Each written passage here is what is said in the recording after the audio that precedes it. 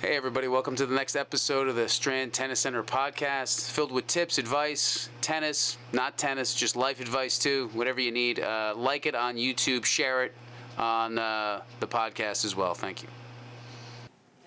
All right, Santi. Welcome to the Strand Tennis Center podcast, my friend. Different location because this is a working office and one of our incredible, important bookkeepers is doing work today, and we have to give her some space. More important than me pontificating something.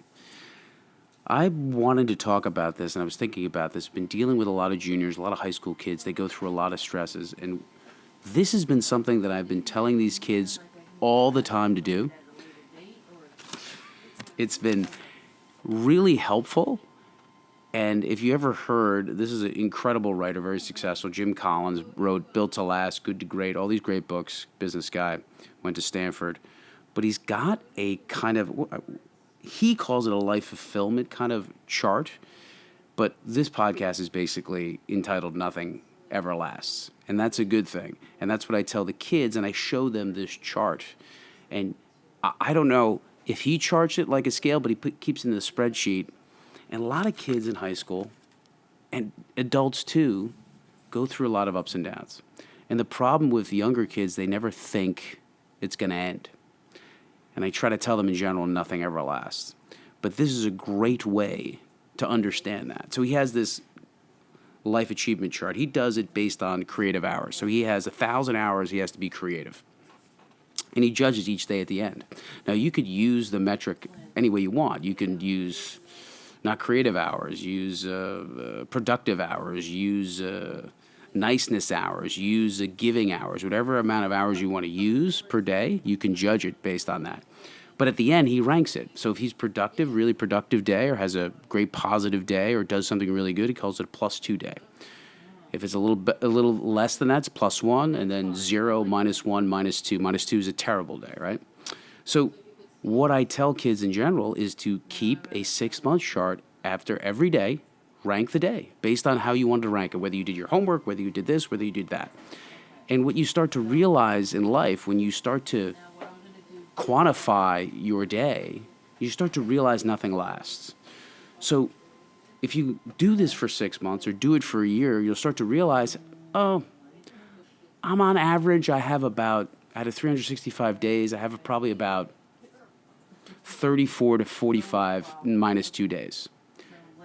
And I have about this many plus days and this many 0 days. But you start to realize that when you're in those troughs, that they're not going to last. And you can see it based on a graph. So you just make a graph, right? Here's -2, 0. You make it, and then when you have these bad days, you'll start to realize, wait a minute, it starts to go up at this point. It starts to go down. And then when you start to realize, January, February, March, you just put the calendar here, put the dates, put the rating, and then you start to realize, wait a minute, you start to realize a pattern in why you have these days and why they last and why they don't last and you start to realize, well, I've been through this before, so you don't take anything too seriously. So when you have a great series of days, you don't get too high on it because you know that doesn't last. And if you have a series of low days, you know that's not going to last either. So that's why kids who suffer from depression get way deep in a trough. They think they'll never get out of it. But if you keep a chart of your life and you realize, you go, wait a minute, I've been through this before. I've had 10 bad days. I get it. It's not going to last. And I know based on my history, I'll have about 5 more of these. So keep a life achievement chart. It's huge because you go through days and you think they're so terrible and you think they stink and you think you'll never get out of it. But if you start to, and the great phrase, what is measured is managed. If you start measuring your output and measuring your days, you'll start to realize that you have patterns and you can start to control those patterns because once you measure them, you can manage them. And that's the big thing. Measuring your output will help you manage that output.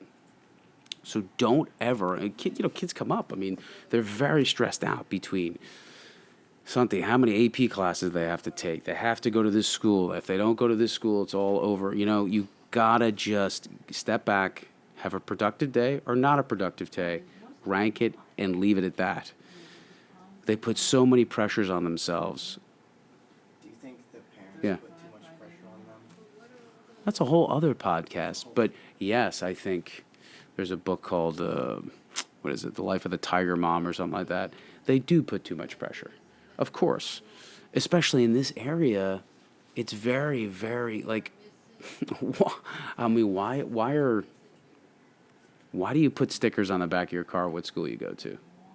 Why do they go to the back? Why do they do that? Other than to say, okay, look at where my kid is going. Most kids are props for parents to go to the dinner party and say, look, my kid is going to Yale, my kid is going to Wake Forest, my kid is going here. So it's props so they can look good for themselves. It's less about the kid and more how they look. So definitely all of those things are about FOMO. Why? It, like on a simplest level, I told all the kids about the UTR. UTR, Universal Tennis Ranking, is a great system, but the best way to do it is to not know anybody else's ranking. You should know your UTR. You say, I'm a 6. I want to be an 11. That's my goal. And you check on your ranking to see how you're doing. When we played matches, we didn't know anybody's ranking. We knew maybe their USTA ranking, but you didn't even know rankings back then, like tops in the East that you didn't know. So you should go to the tournament, play somebody, play for 6 months, and then look at your number. You have to really stop comparing. And I think just like this life achievement chart, just like this nothing ever lasts chart to me, is you're just managing yourself, managing your own personal ranking. And that's the most important thing. It doesn't matter what everybody else's ranking is. And if they're telling you they're this, they're probably lying to you anyways. Just do you and do it the best you can. And don't worry about what anybody else thinks. Because everyone's got problems, everyone's got issues, everyone's got something to deal with, so no one really cares about your problems anyways. In that sense, in the best sense of the word, if you stop worrying about everybody else and what they're going through, what they're not going through, how easy they have it, it's just, the whole thing is grounds for problems. And that's why, yes, I think, Santi, the long answer is parents, sure, they put a lot of pressure on their kids, especially in this area. I mean, it's like Ivy League or bust. It's really a bad kind of precedent we set here. And if you realize, I mean, what was the Malcolm Gladwell book, Outliers? Most of the Nobel Prize winners and Pulitzer Prize winners go to like Townsend State. They went to colleges that were good, but not like Yale, Harvard, and all these places. It's what you get out of the school. It's really a networking place, to me, school. You can do great at school, get all A's, and not talk to a soul and not meet anybody and lose a lot of connections, which you need. That's the most important thing.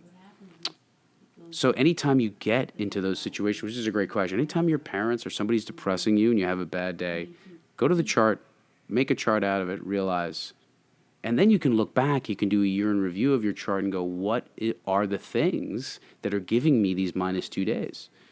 Once it's in front of you, it's a lot easier. Instead of life being such a big and utter problem, once you see it by the numbers, you can really, really go, oh, I can figure out how to X these things out, get these things out of my life that give me just +2 days. Did you have another question, Santi, in regards to parents? We can go on and on about parents. Look, that's always a tough one because parents need to, let their kids...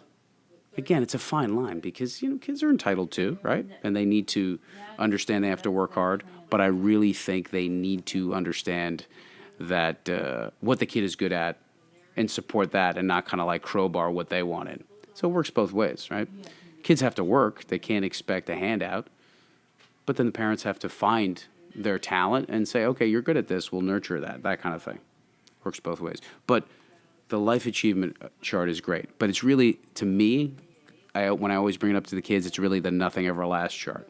So when you have 7 bad days, you can look back at your chart. So do it. It's +2, +1, 0, -1, -2. Do that. Don't even do the chart yet. Do it for 3 months of just ranking the day. Do it on your notes in your phone. Just rank the day based on whatever you want it to be ranked on how productive you were, whatever the metric is. Again, Jim Collins uses 1,000 hours of creativity for the year. So do it. It'll make you understand. You can manage the ups and downs, and you can, once you measure it, again, you can manage it and control it, move it around, manipulate it, and be like, okay, these are the things I need to avoid to give me as many +2 days as possible. That's it, Santi. Real quick one. Thanks, everybody. See you. Hey, everybody. Hope you like the podcast.